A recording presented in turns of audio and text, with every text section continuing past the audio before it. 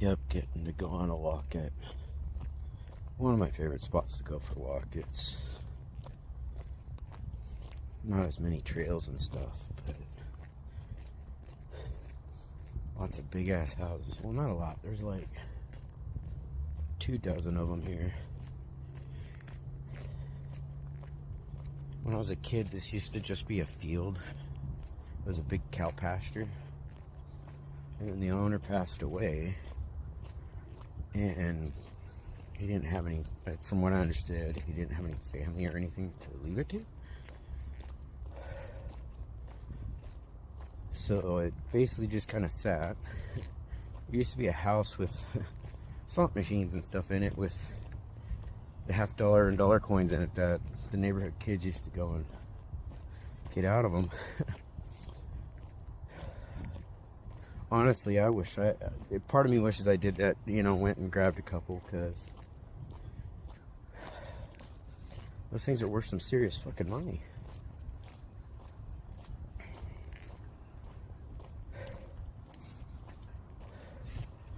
But then I watched it. We used to camp out here, ride 3-wheelers, 4-wheelers, all kinds of stuff. This was like the neighborhood, you know, adventure land for us, because we didn't have really anything close by to do, you know. We didn't have arcades, we didn't have movie theaters and shit like that. If we wanted that, we had to go to town, which is, you know, from here, by the time this town got a theater, it would have been like 7-8 miles to the movie theater. And the bus only shows like once every hour, and it's not connected to the same bus company as TriMet. So you're paying 2 different bus fees, you know, 4 times in a, you know, twice in a day. So 4 bus fees in a day just to go watch a movie. So we'd walk or ride our bikes if we wanted to do that. But we spent a lot of time out in this field, and we watched the process of it turning into a golf course. It took them like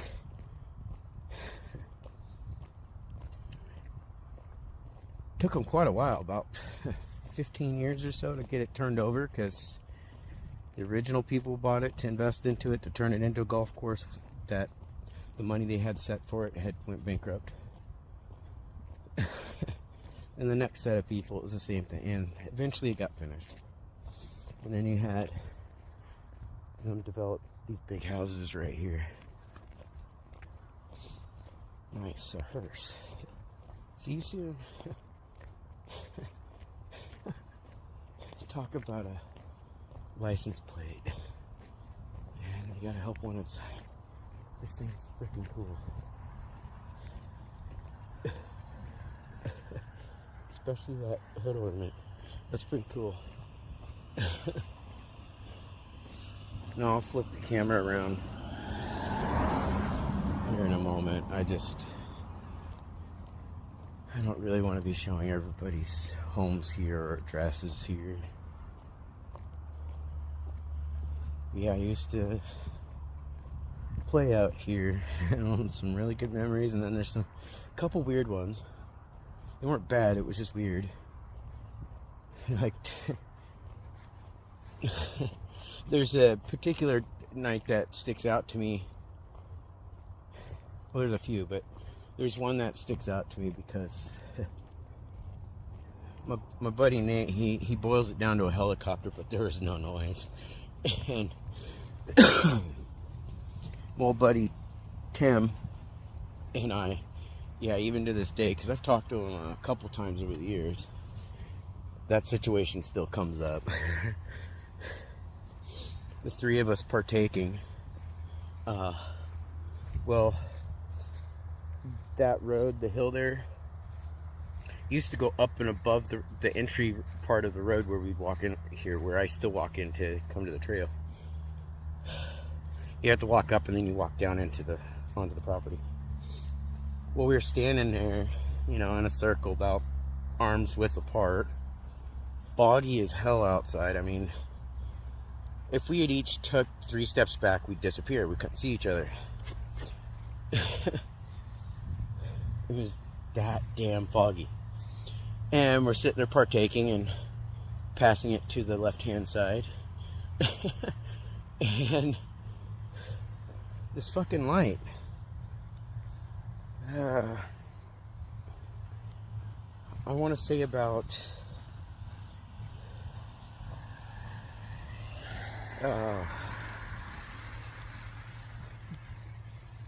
the circumference of, say, like a 2-liter bottle, that the roundness of it.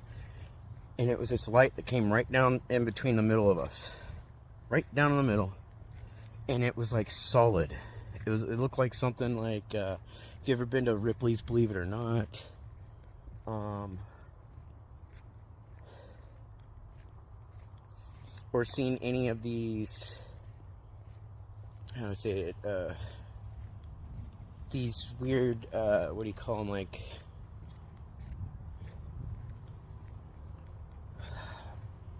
art? I don't know what it's called. It's like art, where it's like the never-ending waterfall, and in the middle of it you'll see like this glass tube, and it's just this light that goes down it, but it doesn't really penetrate anything other than where the light's at. Kind of like fiber optic lighting, or like a laser, where it doesn't really light up everything a whole lot, but it's really bright. Man, when that thing hit the ground right in front of us, and we're like, what the fuck? And we're looking up, we couldn't see where it was coming from. It just comes from up in the sky. And we all darted in the exact opposite directions, 3 different directions. And yeah, it's got fuel in it. But it scared the shit out of us. We know what it was and all that stuff. We all, myself and others have seen, you know, stuff like that before, just not like that. That was some crazy shit. Part of me had an urge, you know, later wondering what would happen if I touched it. Because it was crazy. Very crazy situation. Then, of course, out here, whether you believe in them or not, this area is actually known for shadow people. Take this off because there's nobody out and about. And I'm echoing in my head as I'm talking. But yeah, we got a lot of weird stuff out here. See something cool? Pretty cool, huh?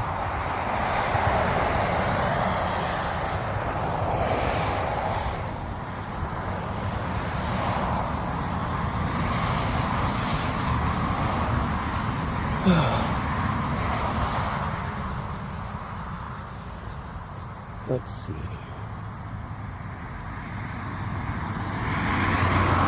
I like to do a little phototherapy out here too. While I'm out here. Sorry if I start talking intermittently a little bit, but the cars are loud.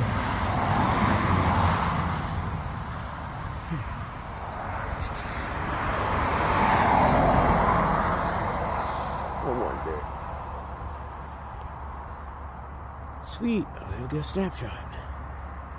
Let's do this. And step over, get that bottom thing out of the way.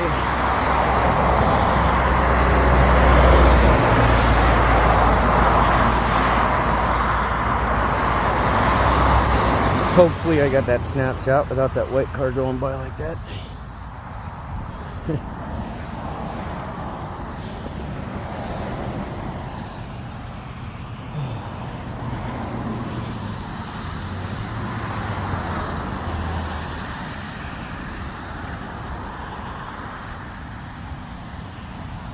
Yeah.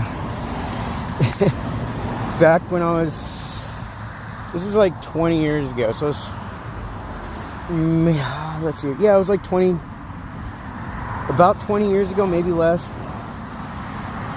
My brother Jess, myself, our friend Jeremy Romaine, and his wife Becca at the time, we got together and came out here to drive golf balls, because this is the driving range right here. And sorry. Anyways, he's at the tee spot. He's teeing, like, so here I am, and he's like 7 feet in front of me, like directly in front. We're teed up, and we're getting ready to drive the golf balls, you know, into the range. And it's my last golf ball. And I go to hit that son of a bitch as hard as I could.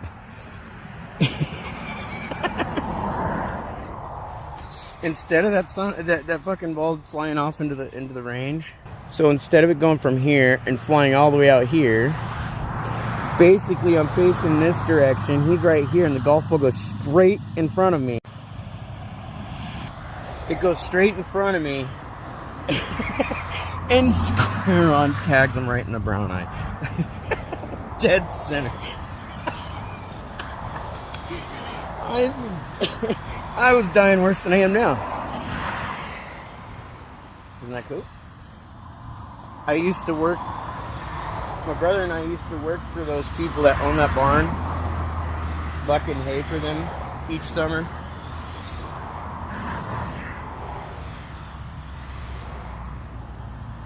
It looks like, yeah, I'm not sure.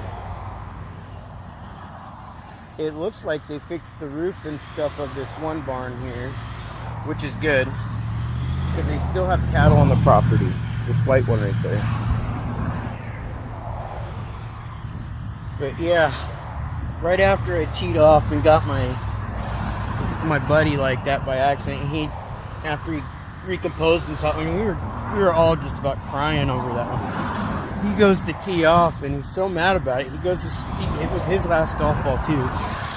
He goes to swing as hard as he can, and ends up throwing the fucking golf club up and over the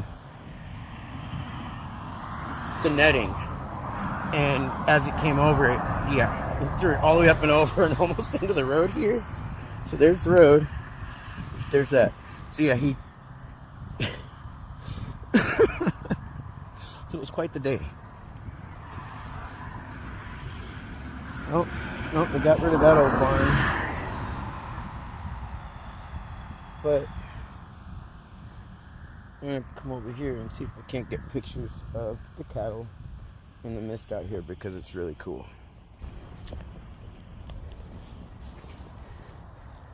Can I zoom in?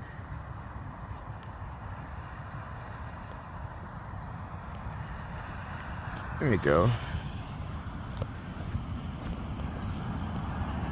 And then I can crop that a little bit, cut the road out, and clean it up with a smidge. I think what I might do actually is I'm going to pause this, and then I'm going to switch to my regular camera mode so I can get a better picture.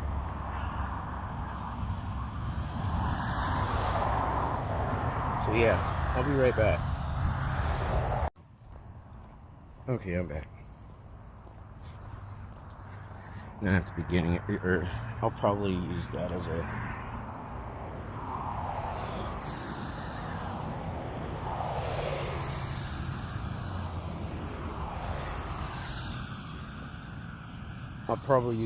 a picture for the vid.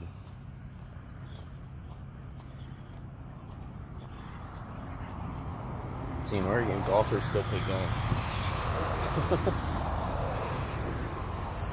Just not as many.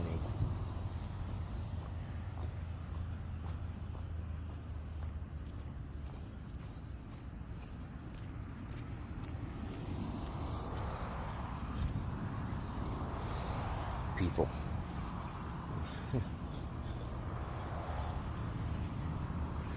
So, let's have some fun.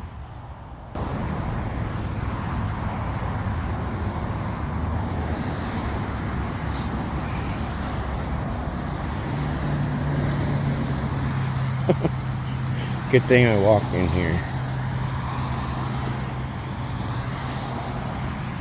And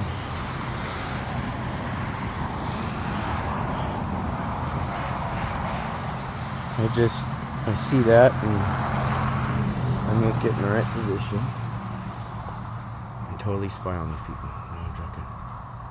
I don't like it at that number.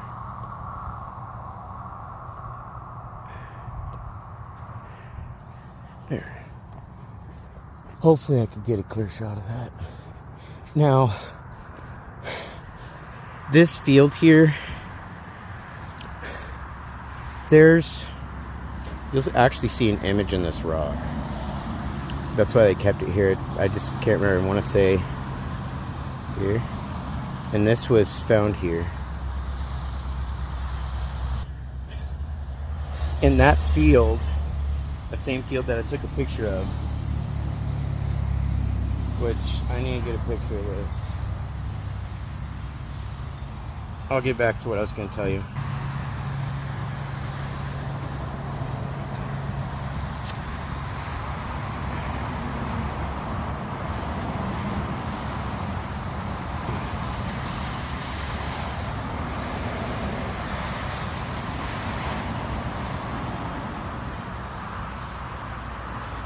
I'm going to switch to my regular camera so I can get a better picture of this. I can't help it. I like this view.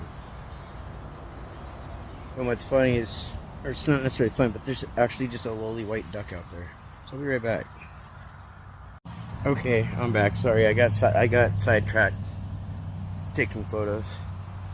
I mean, it's just, this place is just really cool to me.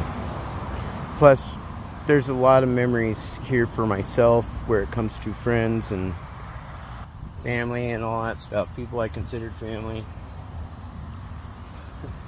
And that field,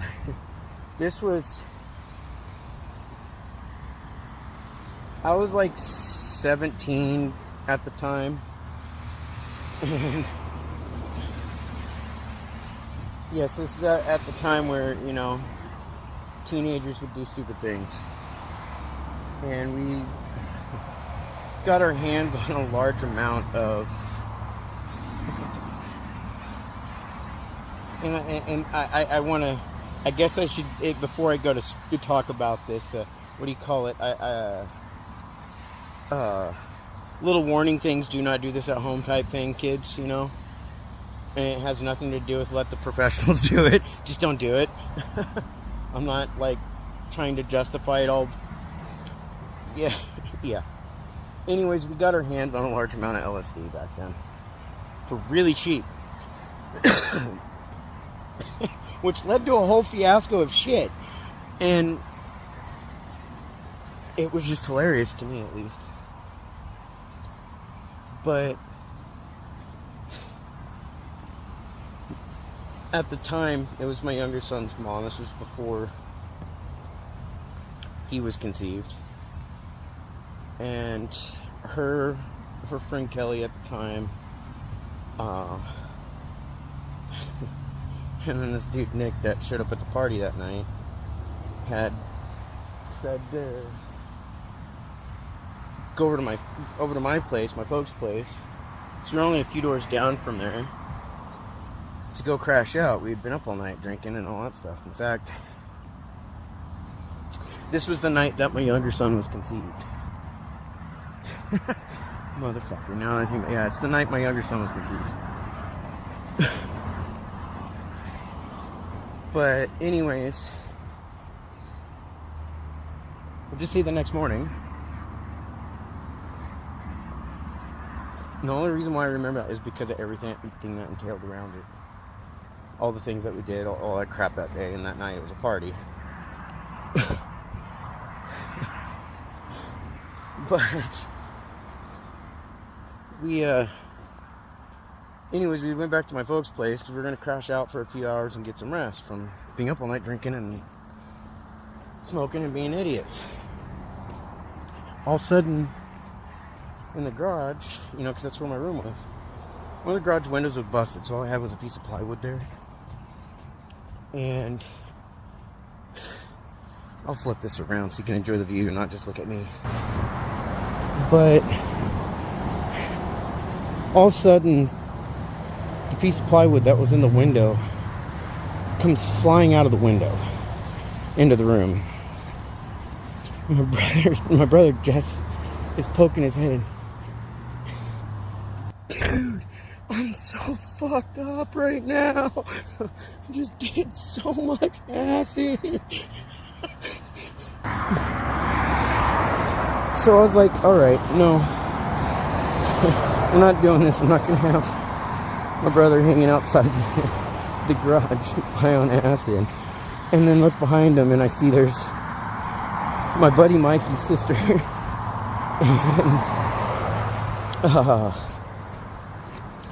And then a friend of hers, of all things, we went to school with her older sister Katrina. And it was her little sister that ended up hooking all this shit up and giving it to everybody. She didn't realize what. I don't think she realized what she got her hands on, what she was doing. Well, it tells about, oh shit, we got to get some of that. We need some of that. And yeah, first my buddy Nick starts, messing with my brother Jess because he's all fucked up. Taking 2 cigarettes that are lit and messing with them. And my brother's like, stop fucking with me. As things started to pick up, we were like, you know what? We need to leave because it's... Oh, bunny rabbit. Hi, Mr. Bunny. Ooh, doing alright, baby bunny. Pretty cool. But... anyways... my brother, he was so messed up. He was trying to get up on my girlfriend, my younger son's mom, for a moment there. Because everything was starting to kick in for us. He's all messed up, and we're like, no, we're not doing this at my folks' place in the morning when everybody's awake. We gotta leave. I was like, let's go out the back door the same way I had you guys come in. Well, by this point, my brother's shoes were already off. He's in his socks. And... motherfucker.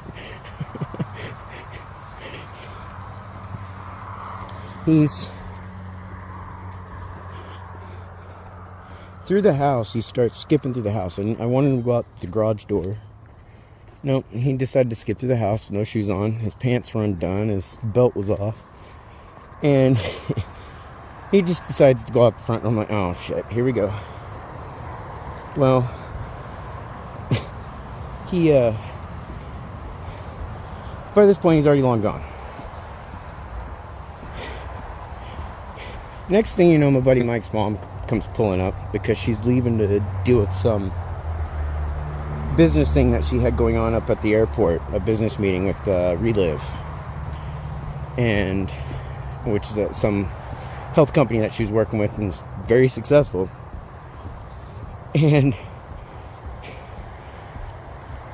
anyways, he was seen going down the highway, and her mom had stopped her mom had stopped to ask if he was doing all right. And oh wait, no, I'm wrong. I got this a little bit backwards. Because she had showed up at my place right after he left. And when she showed up, I had to go get my buddy Mikey's little sister Rachel and let her know her mom was there. And she needed to go. And her mom, she's looking at me because her mom's standing right behind her, not 5 feet. I'm going, Rach, you gotta go home now. Your mom's here. And she's just looking at us with the most blank stare in her eyes. My mom's here? Yes, Rachel, your mom's here, right behind you. She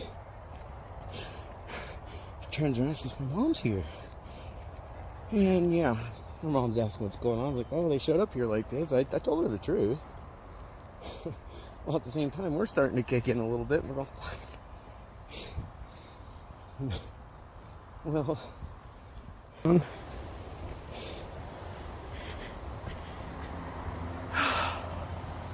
anyways,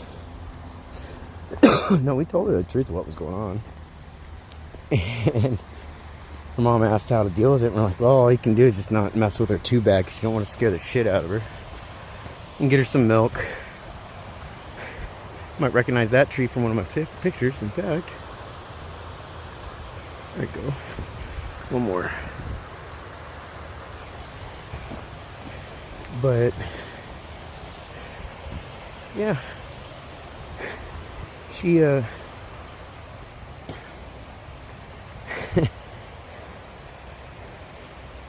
left with their mom and all that. And after they left, it was my younger son's mom, or my friend Nick. He ended up becoming a pretty good friend after that. All that, it was quite the experience. My younger son's mom's friend Kelly. We had like one or two others there with us.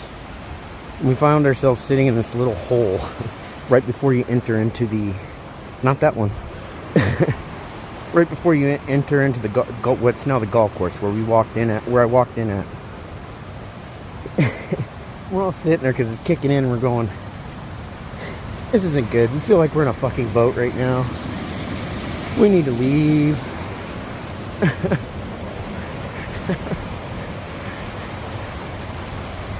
But we so we went back to my place and we're like, shit, we just gotta hang out quietly and wait for it to, wear off basically.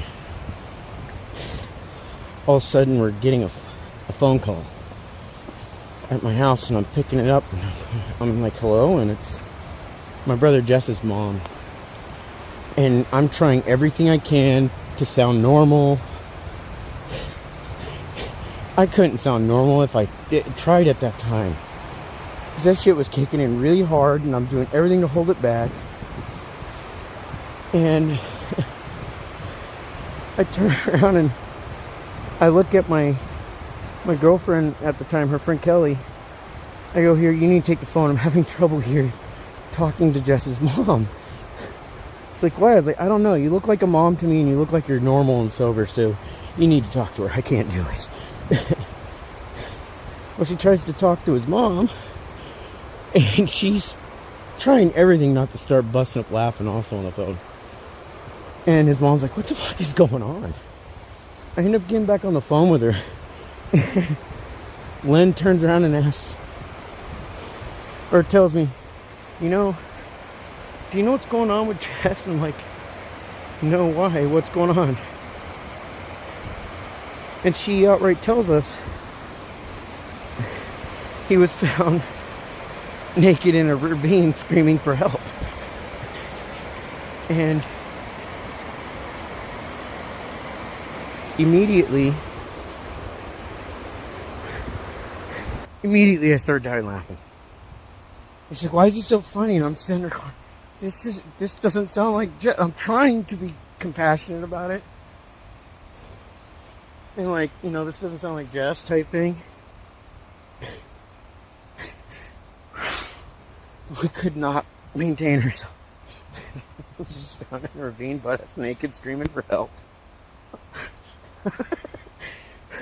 We hope he's okay and he's not hurt, that type of thing. And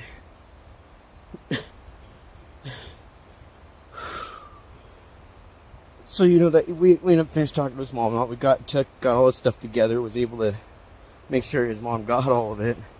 And by that point, this stuff had kicked in so badly. My girlfriend, my younger son's mom, she was going to try and get out of work that day, but because she worked with her mom at the same place, she couldn't really do it.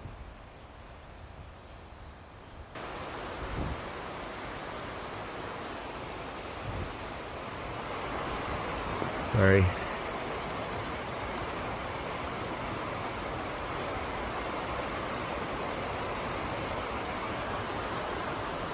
There we go. But here. Zoom back out. But no, I could not talk to his mom. I had so much trouble about it. And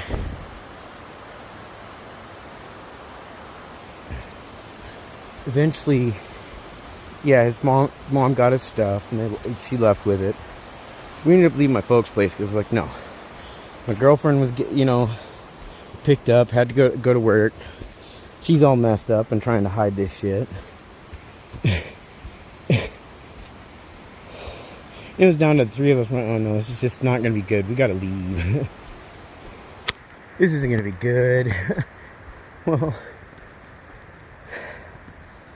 we ended up going to my friend Nick's place, and we ended up finding out that the girl that gave us this stuff was in the neighborhood. And because Jess's mom went and called the police on her, my buddy Nick thought it'd be a good idea to take advantage of the situation and go, hey, yeah, this is what's going on. But if you want help, you know, we can help you get rid of it. We had no intention to sell it. We had no intentions.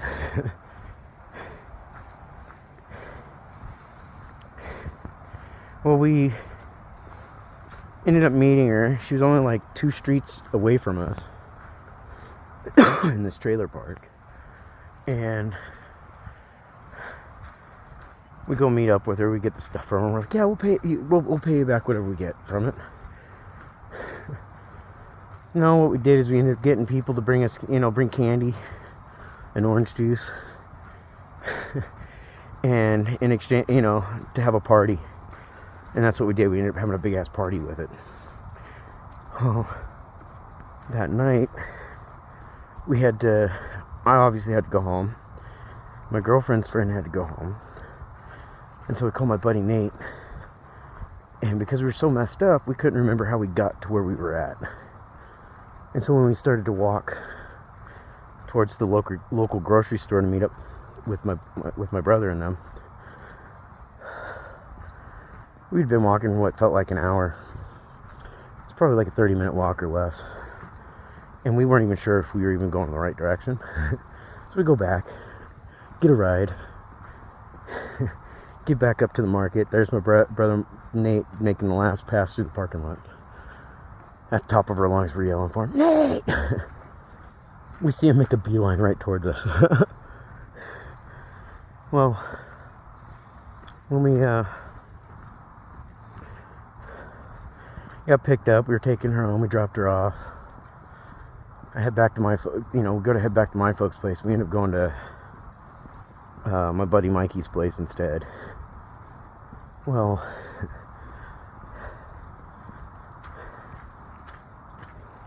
my folks heard some things, but they didn't know a whole lot.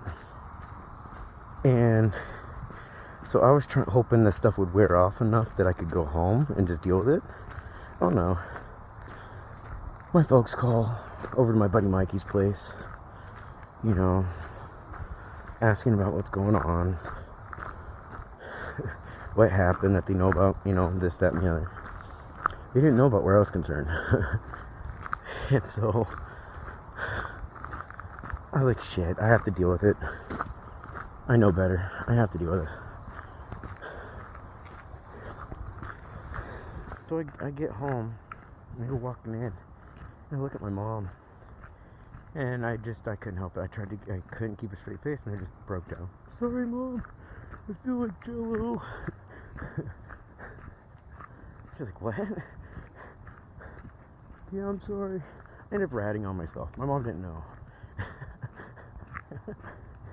And so getting pissy, doing all this stuff. She ends up taking me up to the hospital. I told her what they were going to do. It's like, they can't do anything about it. All they can do is just have me get something to eat and drink and absorb the shit and wait it out. I just can't do anything that'll, make it worse. And she wouldn't listen. But that was fine. She's being a mom.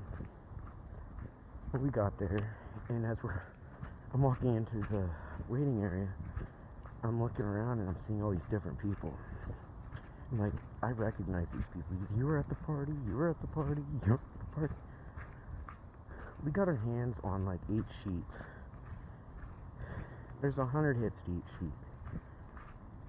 And between Nick and I, we ate 2 sheets. The rest was broke down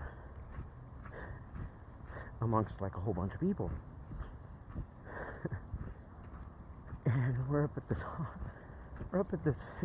the hospital, and I'm seeing all these people that I saw at the party that we were at just a few hours before.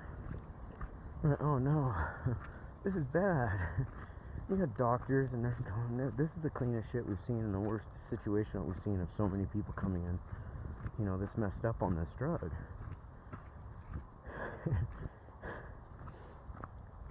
I was like, oh great. Well, we go getting into the ER room, and I go in there, and I'm sitting in there, and talking with the doctor, all this stuff. I mean, we're walking by people. I was like, one dude had like 2x4 stuck to his head because he ended up falling or whatever and hitting his head on a nail. Didn't go deep enough to hit the brain, but it got stuck in the skull. So they had to cut the 2x4.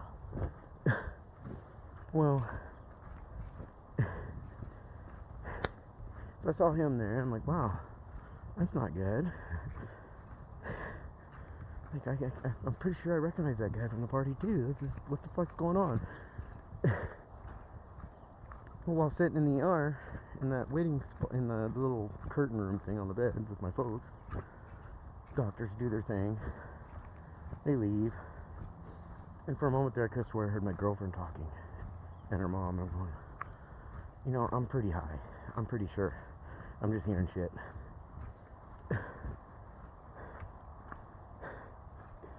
The doctor comes back in, hands me a Sprite, and tells my mom to go buy a couple bean burritos. He's like, let him eat it. Let him hang out, enjoy the experience. You can deal with him tomorrow. He's like, personally, I think he's had a bad enough experience. He doesn't need to be in trouble anymore. He's already done enough. I did quite a bit. But, you know, we left. Stopped at Taco Bell, got a couple bean burritos, as the doctor ordered. Went home. And then, excuse me, my buddy Mikey, his sister Rachel, we were all real close. They're very much were family to me. But they were coming over to check to see how I was doing and all this stuff, and that's when I found out that my brother Jess, when Rachel's mom picked her up and they were headed to the airport, they saw Jess skipping down the highway right there where that barn is, and they'd asked him if he needed a ride, and he said, no, I'm fine, I'm going to Judah's house. And we're sitting there thinking to ourselves, like, Judah? The Judah that we know lives like 30, 40 miles away. Is he gonna skip his ass all the way there? Well, then we ended up finding out the whole time he was having trouble keeping his pants up. They were falling to his ankles, and he was just giving people the finger. You know, as they drove by, he just stopped, give him the finger, and then start skipping down the road again. It was shortly after that, I guess, he went over a barbed wire fence, which shredded his pants, and he went running through that field, and on the other side of that field is a ravine, which leads down to a creek, which that same creek we walked along here.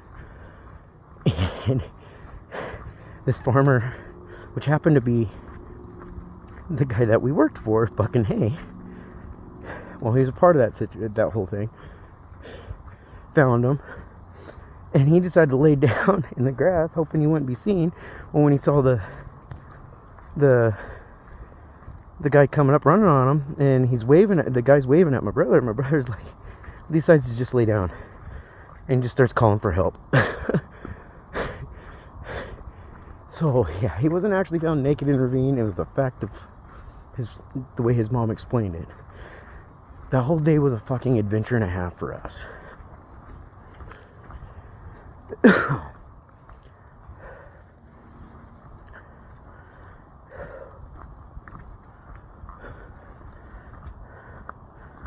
Isn't that cool?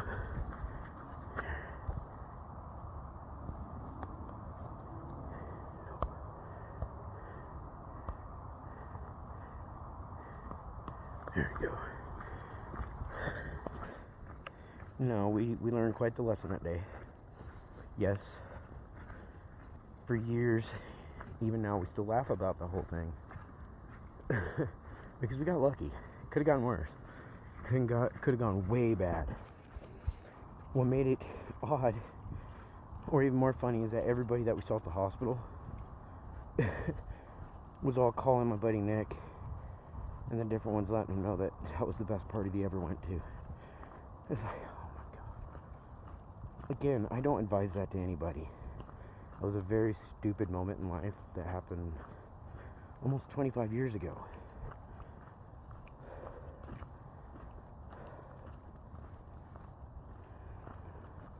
I was a 90s hippie back then, basically.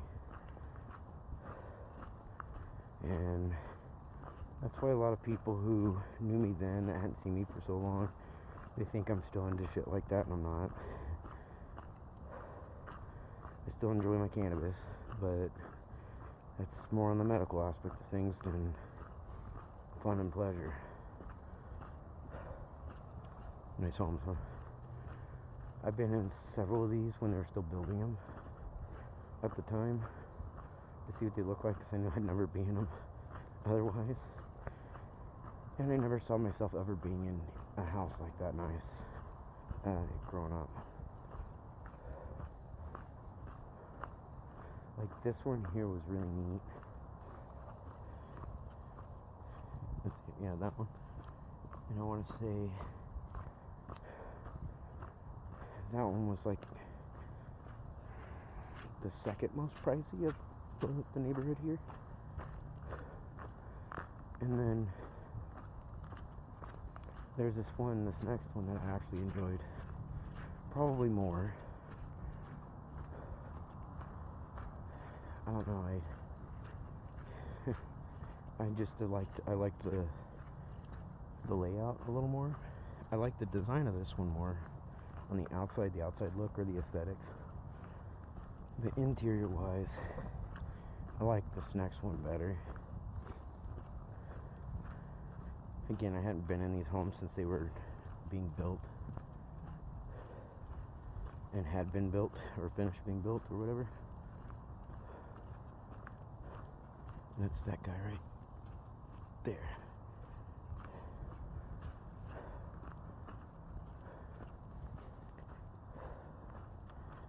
I'm warm and fat right now. Thankfully, I'm sweating a little bit, so hopefully I won't be as fat when I get done on this walk. What's cool about this one is they have like a balcony porch on the second floor above the entry. It's really neat.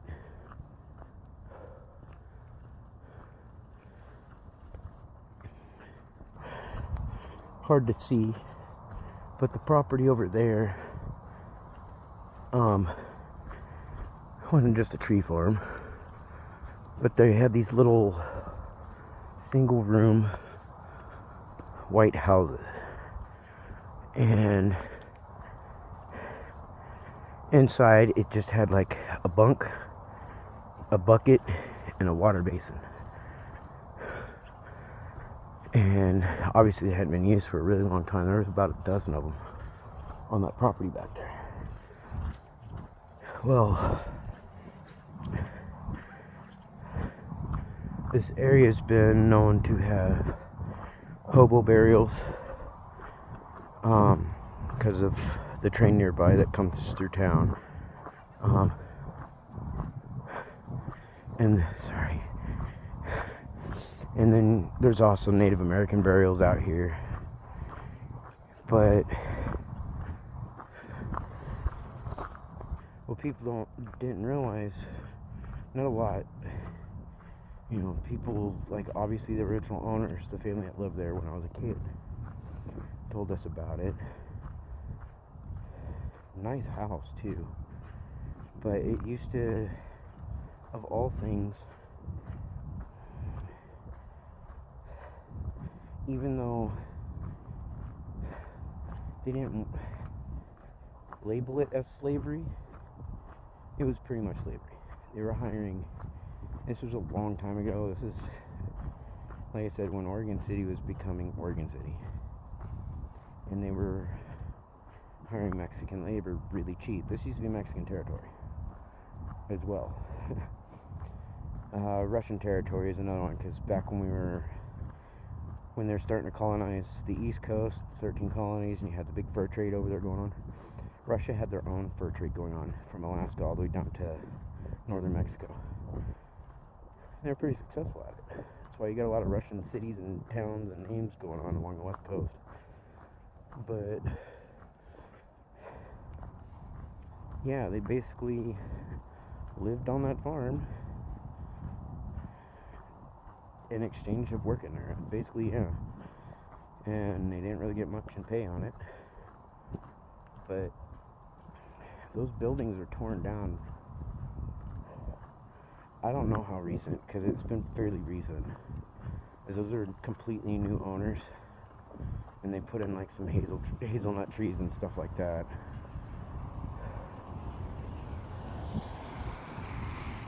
Now the area out here, when I was a kid, got a lot of hay farms, cattle farms.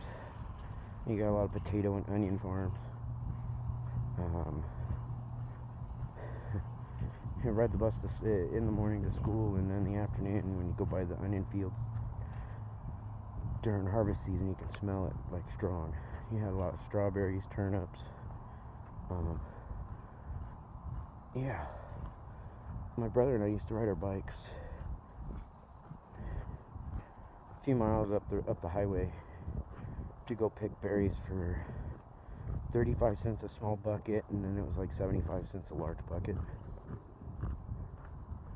And we'd go do that so that way we could have money to go watch movies at the theater or go to Burger King.